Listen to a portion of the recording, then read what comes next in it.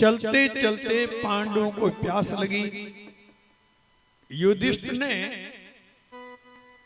सहदेव से कहा, भैया पेड़ पे चढ़ के देखो आसपास में कहीं कोई सरोवर है, तालाब है। सहदेव पेड़ पे चढ़े, देखा थोड़ी दूरी पे परिंदे उतर रहे थे, पक्षी। युधिष्ठिर से कहा, भ्राताश्री थोड़ी दूरी पे बहुत से परिंदे उतर रहे हैं, इसका मतलब जरूर वहां कोई न कोई जल स्रोत होगा। युधिष्ठिर कहने का, नीचे आओ, ये कमंडल जल पात्र लेके जाओ, खुद जल पी के आना और हम भाइयों के लिए पानी लेके आ जाना। सहदेव पानी लेने के लिए गए और मन में आया पात्र में जल भरूं, उससे पहले पानी पी लूं, उसके बाद भाइयों के लिए पानी लेके जाओ। जल पात्र रख करके जल पीने के लिए हाथ जैसे आगे बढ़ाया, आवाज आई, सहदेव सावधान, जल पे हमारा अधिकार है। अगर हमारी अनुमति के बिना जल पिया, इसका परिणाम अच्छा नहीं होगा। आकाशवाणी को अनसुना किया, जैसे जल को छुआ, अचेत होकर सहदेव नीचे गिर पड़े। युधिष्ठिर कहने के, नकुल भैया सहदेव को गया इतना समय हो गया, लूट के आए नहीं, क्या बात जरा पता लगा। तो थोड़ी ही देर में नकुल वहां पहुंचता है और देखता है सरोवर के तट पे जल का पात्र रखा है और सहदेव अचित अवस्था में पड़ा है।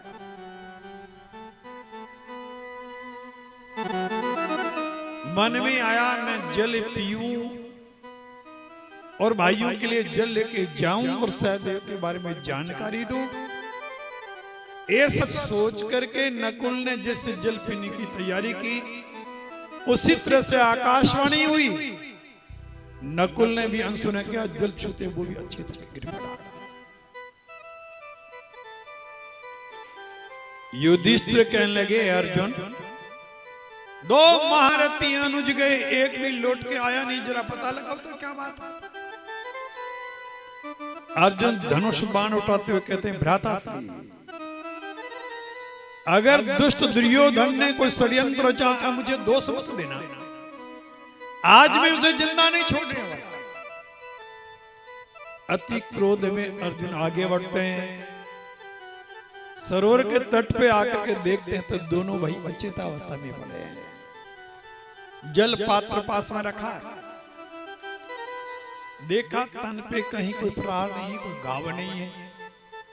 फिर मन में आया, जो भी हुआ हो, मैं जल पीऊं, भाइयों के लेके जाऊं, उनकी सूचना उन्हें दूं। अर्जुन ने जल पीने की तैयारी की, वैसे ही आकाशवाणी हुई। अर्जुन ने अनसुना किया, जल को छुआ, वो भी अच्छे तो के गिर पड़े। युधिष्ठिर कहने के, भीम भैया तीन महारथी गए, एक भी लौट के वापस नहीं आया, क्या है, क्या वजह हो सकती है, जरा पता लगाओ। भीम गदा हवा में ले रहे कहने लगे, ज्येष्ठ भ्राताश्री अब मुझे उलाना मत देना।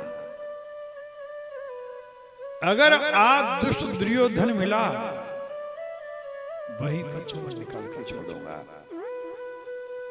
मोटी मोटी डगे भरी भीम उस स्थान पे पहुंचे, देखा तो अर्जुन नकुल सहदेव तीनों कतार में अचेत अवस्था में पड़े हैं, जल का पात्र वास में रखा है।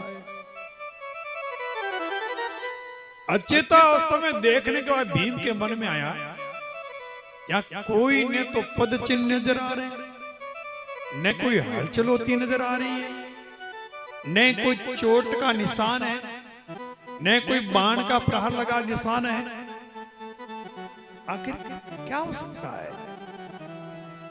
जो भी हुआ, जल पियो, भ्राताश्री के लिए ले जाऊं, और ये सूचना थी। भीम ने जल पीने की तैयारी की, आकाशवाणी हुई, अनसुना किया, जल छूते वो भी अचेत होकर गिर पड़े। युधिष्ठिर को लगा एक एक अनुज जा रहा है, वापस कोई नहीं लौट पा रहा, बात क्या है। अंत में स्वयं आकर के देखते तो चारों भाई अचेत अवस्था में पड़े। कहीं घाव नहीं, गोबा नहीं, चोट नहीं, जहर मिलाया हो, जल पिलाया हो, ऐसा भी कोई लक्षण नहीं। अंत में युधिष्ठिर के मन में आया, होनी प्रबल होती है। विधाता ने यही करना चाह रहा, विधाता को यही मंजूर है। अब तो कुलोचित परंपरा से इनका अंतिम संस्कार को ये मुझे व्यवस्था करनी चाहिए। अंतिम संस्कार की व्यवस्था करूं, उससे पहले जल पी लूं, उसके बाद में ये सब क्रिया संपन्न करूं। भाइयों की तरह युधिष्ठिर जैसे सरोवर के तट पे पहुंच के हाथ आगे बढ़ाते हैं, आकाशवाणी होती है, युधिष्ठिर सावधान, मेरी आवाज को तुम्हारे अनुजों ने अनसुना किया, उसका परिणाम तुम्हारे सामने है। अगर तुमने भी मेरी आज्ञा की अवहेलना की, तुम्हारी ही यही स्थिति होगी।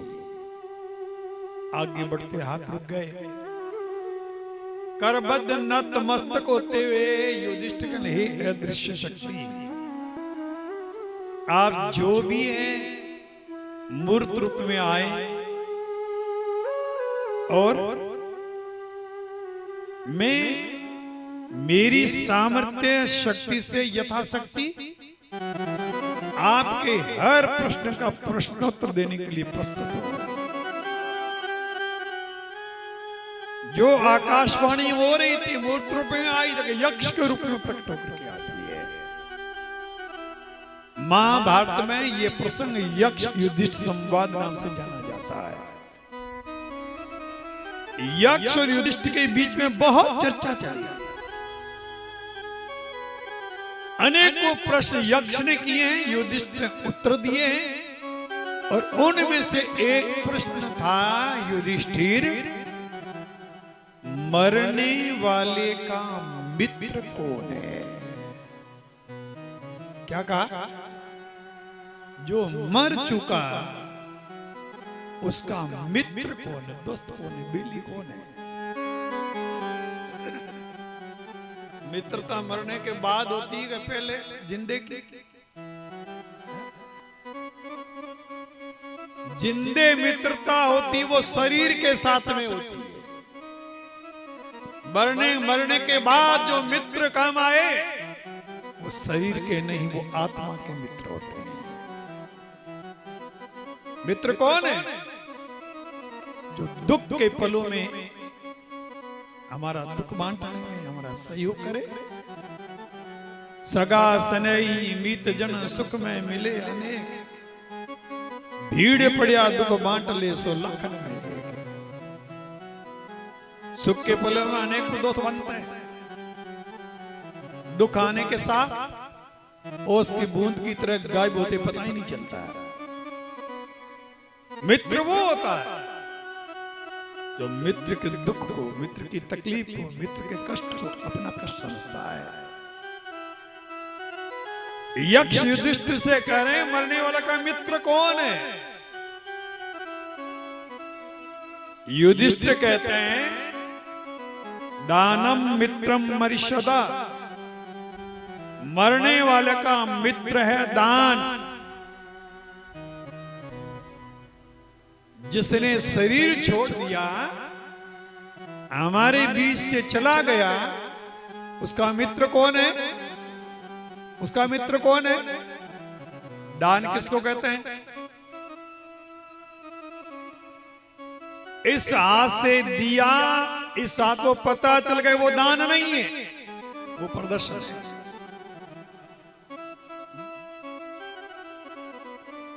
हम लोग भी दान करते हैं। 1 रुपए चढ़ाएंगे ना, ऐसे रखेंगे, ऐसे किसी को दिखे भी नहीं, वो भी जाए। 2 आते ऐसे पकड़ते, देखिए सबके सामने काफी देर घुमाते हैं। एक दिन तो एक भाई ऐसा आया,